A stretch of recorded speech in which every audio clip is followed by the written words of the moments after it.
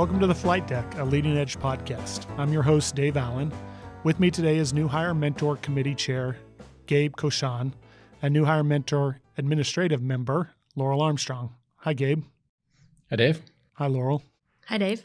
So, Gabe, how long have you been on the New Hire Mentor Committee? I joined the Mentor Committee in 2016, just off of probation. Became a vice chairman later that year, and then I've been the chairman for the committee for about 3 years now.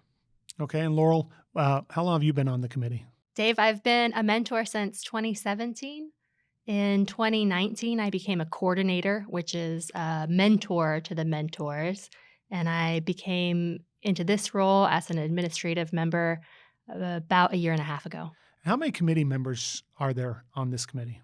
Currently, this committee has 282, and it's split with mostly mentors, obviously, and then there's coordinators. We have 22 of those. Okay, and what does the role of a coordinator do? Coordinators they do basically quality control for us with close to 2,400 new hires a year. Those coordinators kind of make sure that the mentors are actually kind of getting the mentoring done and to answer questions mentors might have. Does that make your committee the largest committee at United Alpa? It is the largest committee at United Alpa. It might be the largest committee nationwide. Okay. And you said we have over 2,000 new hires a year. Do you know how many we've had the last couple of years? Yeah. So, pre-COVID, we had about 500 to 700 new hires a year. United always says, they were going to hire as many as they can those years. They always proclaimed they were going to hire 1,000 per year, and they always ended up somewhere about 700. Obviously, 2020, we didn't hire hardly anybody. I hired 177 people technically in 2020. And then we hired no one. Started again in May of 2021. That year, 2021, had 1,200 pilots in that year, which just for a short period of time, a shorter year of hiring, we hired more than we had any time period beforehand. In 2022, we had 2,443 new hires, which obviously surpassed 2021. This year, we'll probably equal, if not more, new hires. Laurel, how long does a new hire get a mentor for? A new hire gets a mentor for about their first 6 months on the property. That's a change. We used to pair them up through their entire probationary year, and kind of depending on the mentor-mentee relationship, that's still possible. But because we are hiring so much, we just don't have enough mentors really to go around. So we're asking mentors to focus on new hires for their first 6 months, which is where mentors find that mentees have the most questions during that time. And that way, hopefully help more people with our limited resources. And so to add to that, Laurel, does every new hire, I realize every new hire gets assigned a mentor.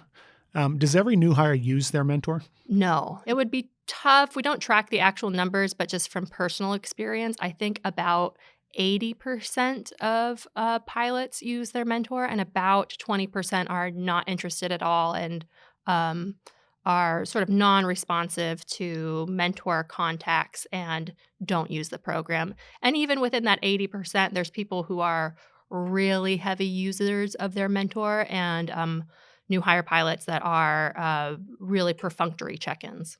So, Laurel, when a new hire mentor gets a question from a new hire that is outside his area of expertise, how does he handle that question? That's a great question. Luckily, the new hire mentor does not have to be the expert in everything. We ask the mentors just to be sort of experts in what resources are available. So a lot of times a mentor is guiding the new hire pilot towards different committees. Okay. Now, Gabe, you were my new hire mentor. I don't know if you remember that. And I asked you questions well beyond a year. I know that for a fact. Laurel talked about that relationship between the new hire mentor and the new hire. Can you delve a little deeper into what is a beneficial relationship?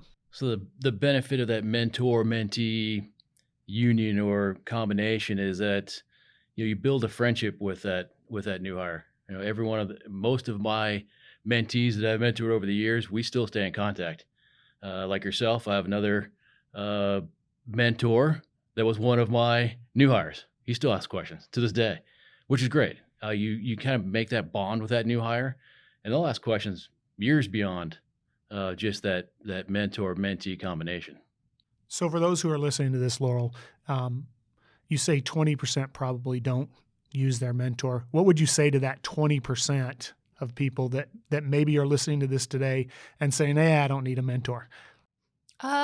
If you don't need a mentor because you know a lot of people at United and you're getting your questions answered from an experienced friend, you might not need a mentor. You might be already getting a very similar relationship. But if you're thinking that you don't need one because you're just not that interested, I would urge you to reconsider just because it's so beneficial to have somebody that's trained to answer your questions in a way that's not going to get you in trouble, that are constantly getting updates about where new hires are going astray and giving you up to date information about that.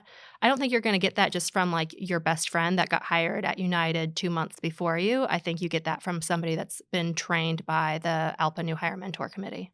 Laurel, you mentioned that we don't have enough people as new hire mentors. If somebody wanted to be involved in that, how would they go about becoming involved in being a mentor? Yeah, please email us, ualmentoradmin@alpa.org. We're basically continuously fielding interested applicants and then running them through a half-day training course. We're continuously trying to get more mentors in the ranks just so that we can continue to have a great product for new hires. If I was going to volunteer tomorrow to be a new hire mentor, what would that look like from a time perspective on a monthly basis? How much time would I expect to spend doing this volunteer position? I think you should budget for about 4 hours a month at least.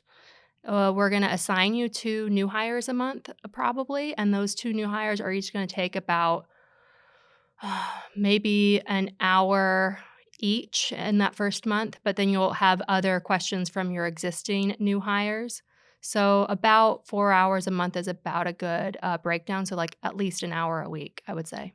Okay, and then Gabe, as a new hire, how much time should I expect to be spending with a new hire mentor? In other words, I'm going through training, I'm worried about studying, I'm worried about passing my check rides, I'm worried about OE, and my first month or 2 on reserve. How much time should I expect that my new hire mentor is going to take with me during that period of time? It depends on the new hire's needs. It depends, and the mentors take they're cognizant of the time it takes to go through training, right? So we try not to bug them too much while they're in training, but it depends on the new hire's background. If you come from an express carrier where you kind of understand the mechanics of United a bit, granted it's a larger company and the contract's a lot more complicated, you would spend less time with that mentor. You may have a different set of questions. Somebody that comes from the military, which doesn't have any 121 experience, might have a lot more questions. So to answer your question with time-wise, I think say United Express new hire would probably spend each time they speak to a mentor, maybe 35, 40 minutes, depending on questions.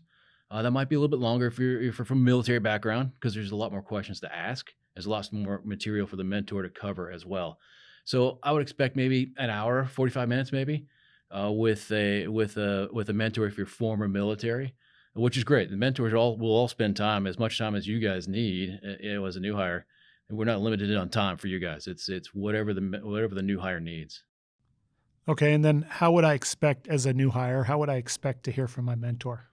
There's a couple different avenues. So when you go through initial training on day 2, you'll get to your ALPA briefing.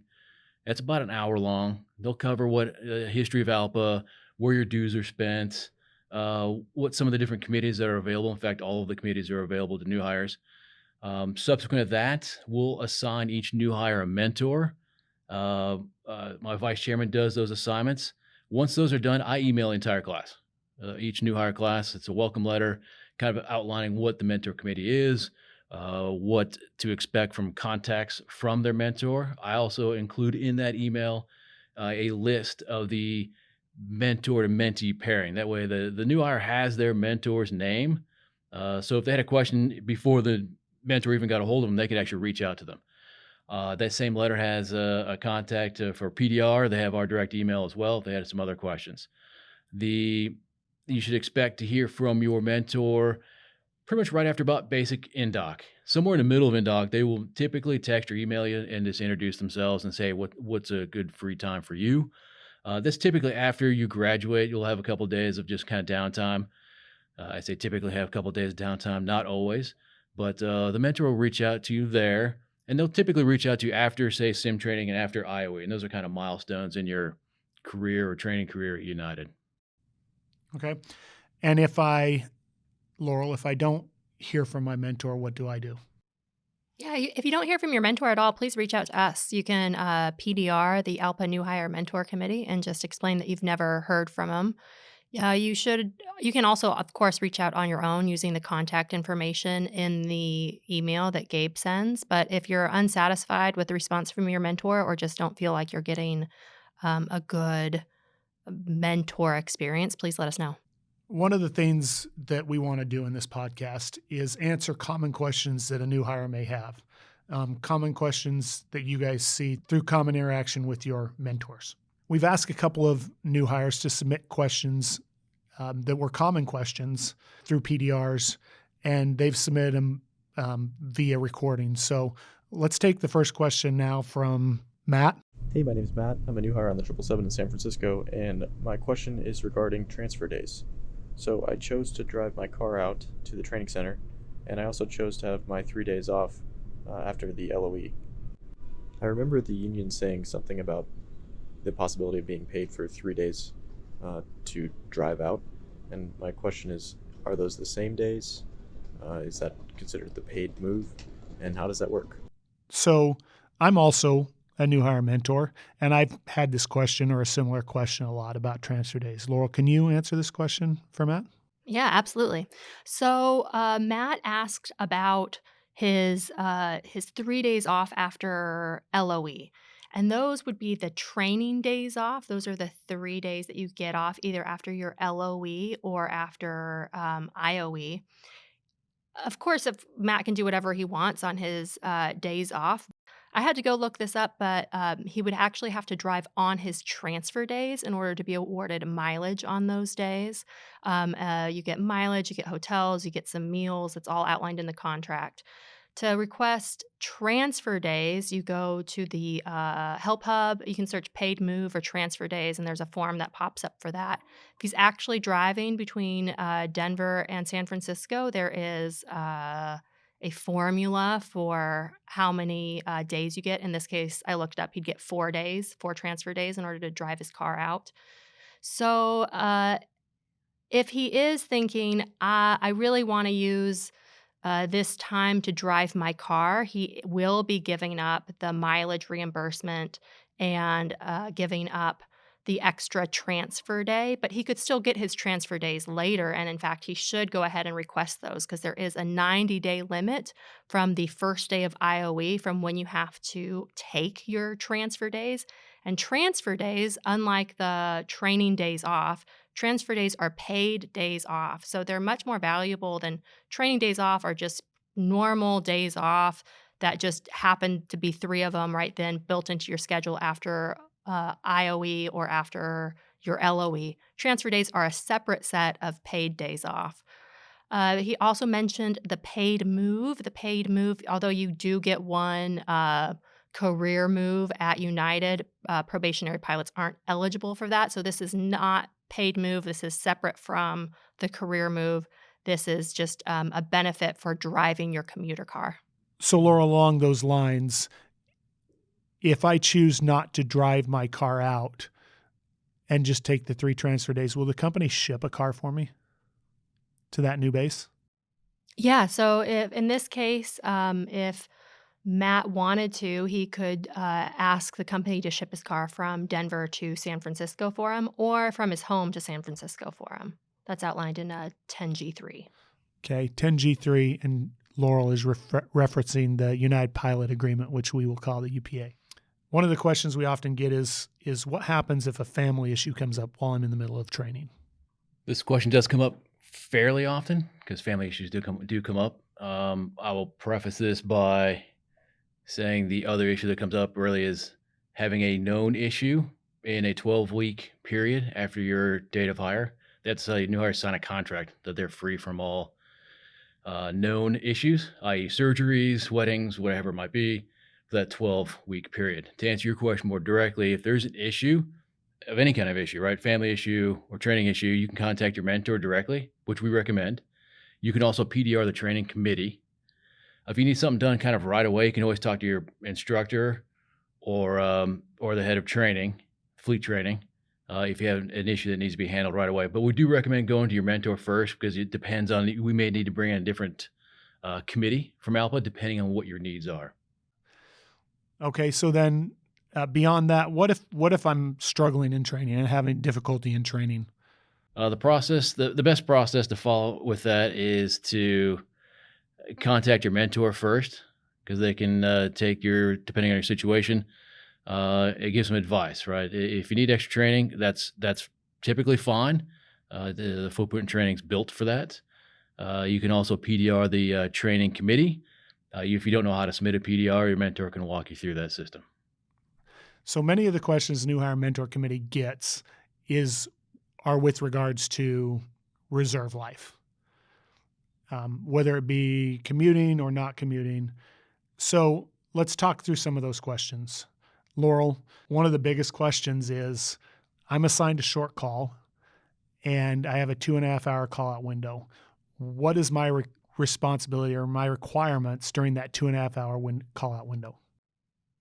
Yeah, I think I know where you're getting with this because there is some guidance out there from maybe people who aren't on probation that, listen, if you're commuting on reserve, you need to be in the area during that call out time. It spells it out really clearly in the commuter clause. So you need to be within 2.5 hours of the primary airport, your primary base. Otherwise, another common question is about the time that it would take to get to some of the other airports, the satellite airports.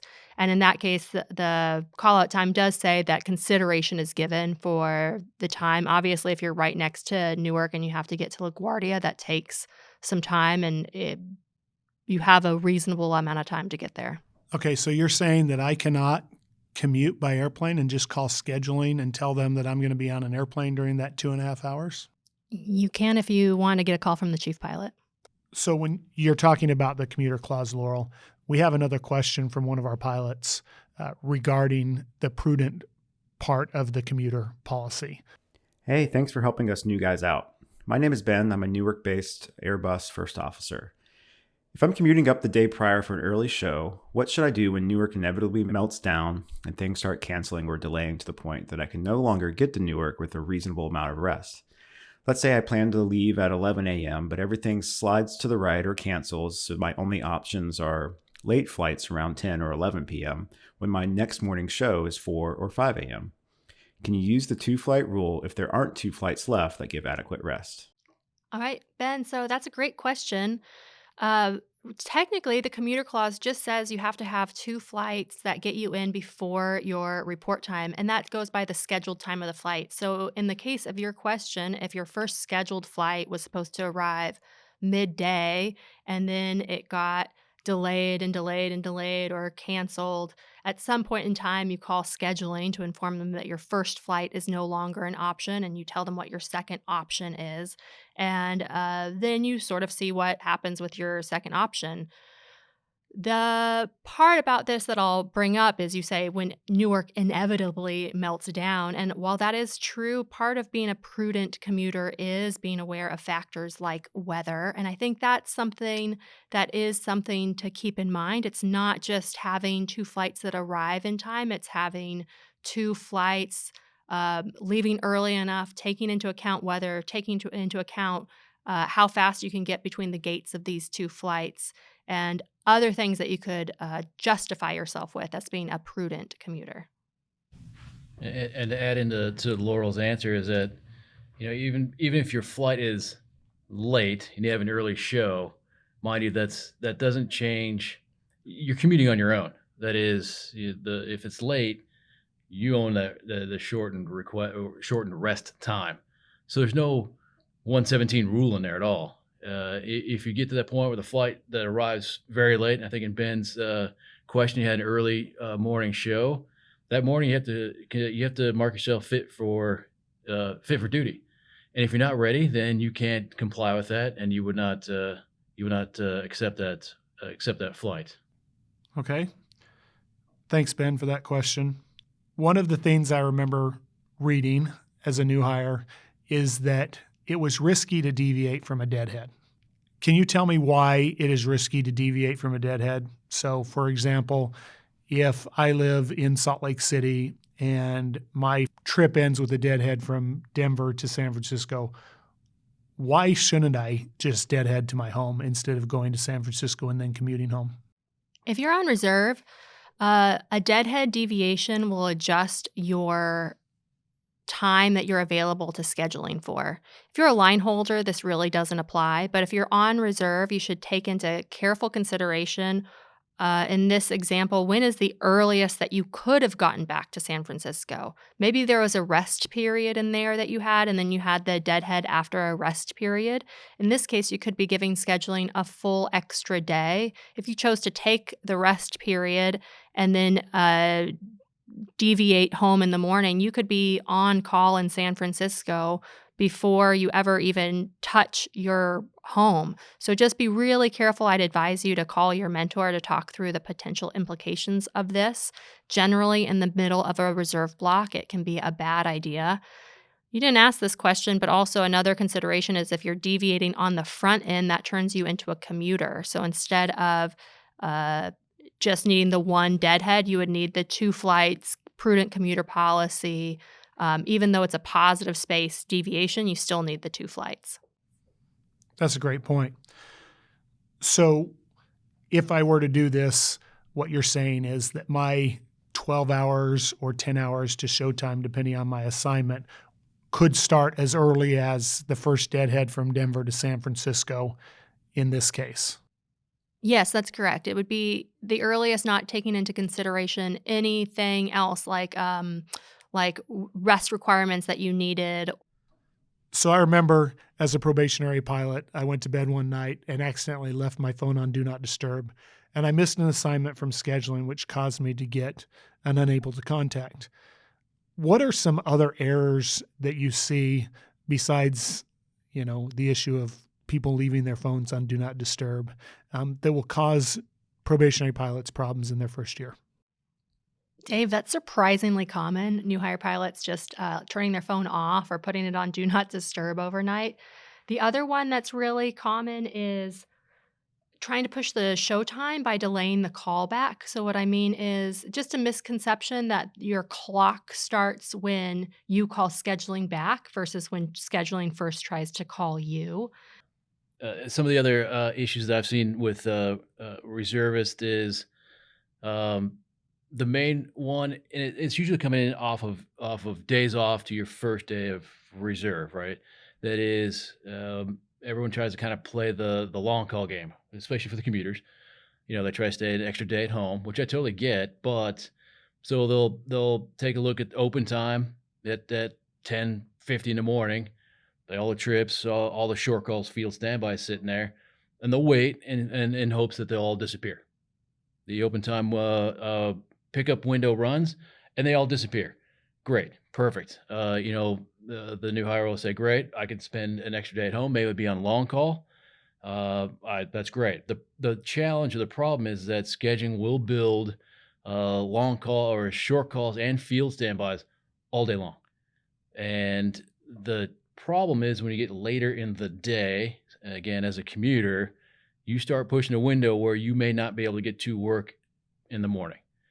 So as mentors, we kind of typically advise to be fairly aggressive with it. If you're a commuter, if you see a trip in there or a short call or a field standby that's later in the day, pick it up. I mean, by picking that up, you solidify your schedule. Now you can plan a commute, give yourself 2 flights, go back to spending time with the family for the rest of the day, and commute in later that day or later that evening. The other recommendation we have when scheduling does call, I did this. I was on reserve for 6 years. I did this all the time. I kind of let the call from scheduling go to voicemail. I'll check it. I'll check the schedule. Does it meet the contract? Yes.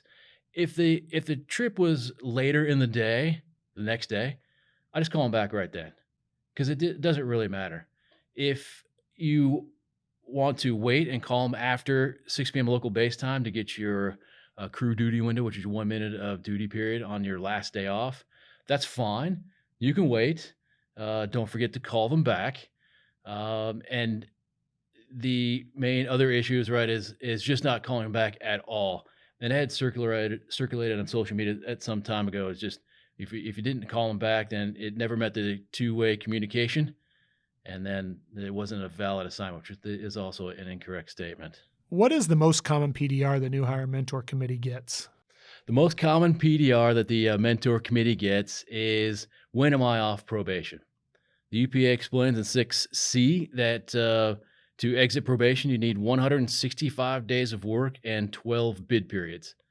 Now, mind you, these PDRs mostly coming from pilots that had long waits for IOE.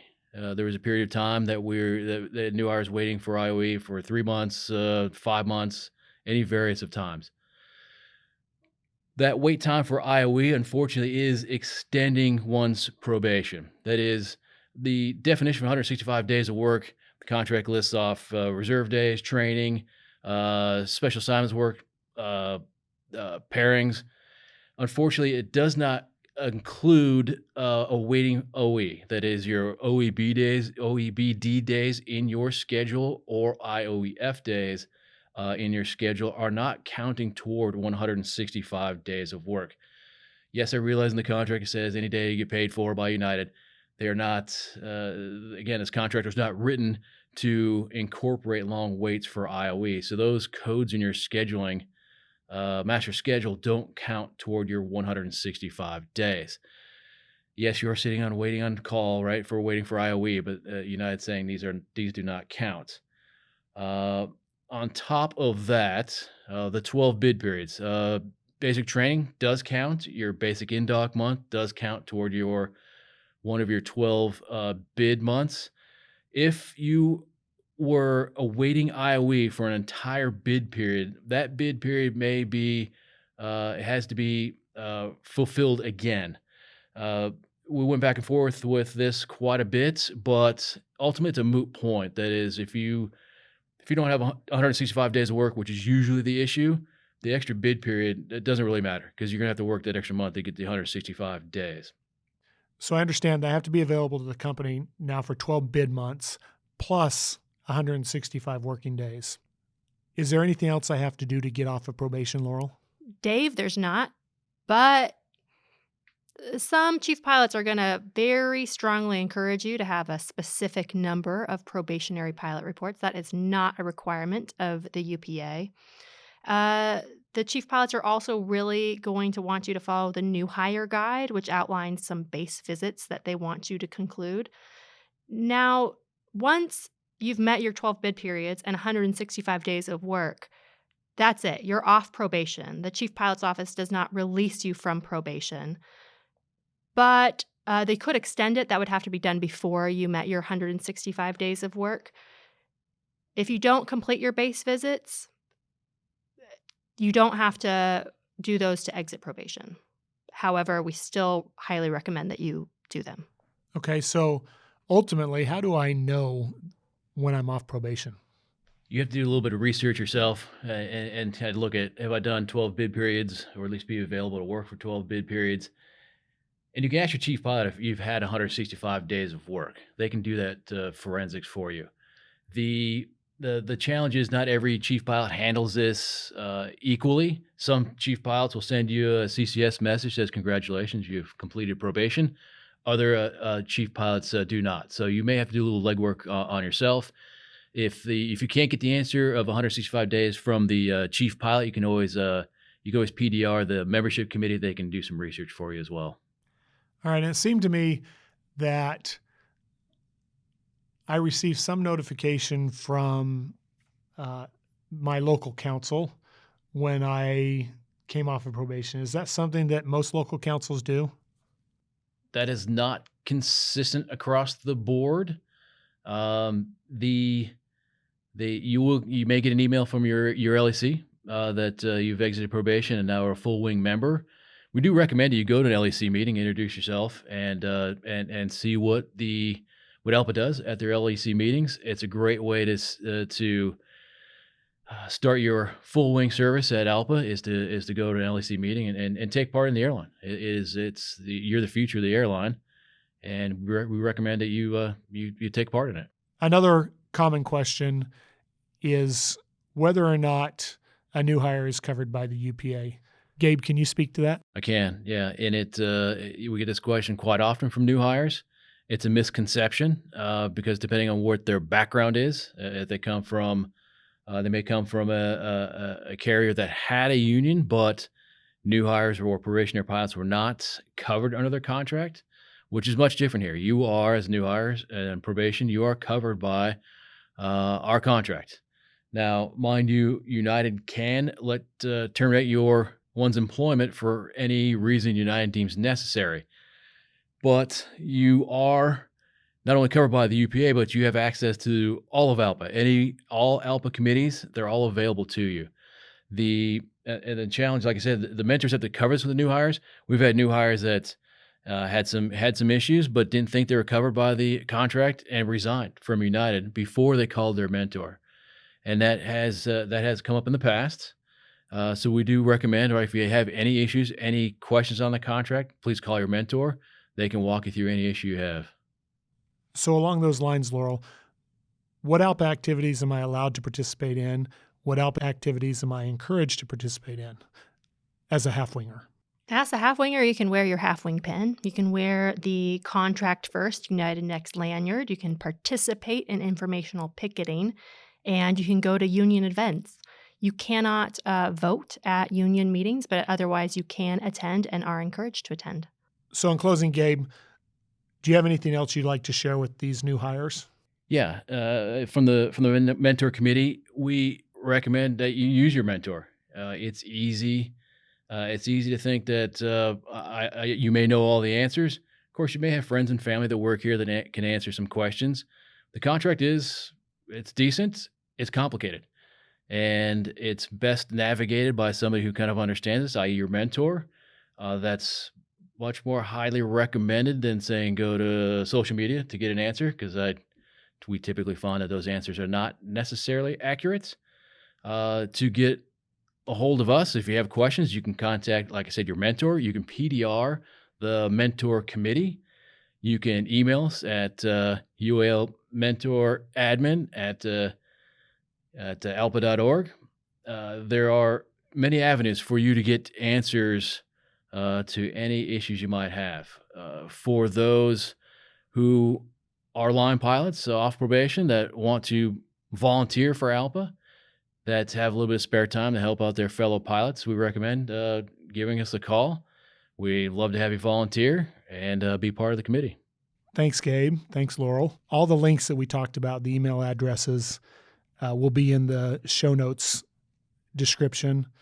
Also, there will be some links to common did you know questions in that description. If you are interested in being a mentor, please reach out to the New Hire Mentor Committee. They are always looking for new mentors. Thanks for listening to Flight Deck Today, a Leading Edge podcast.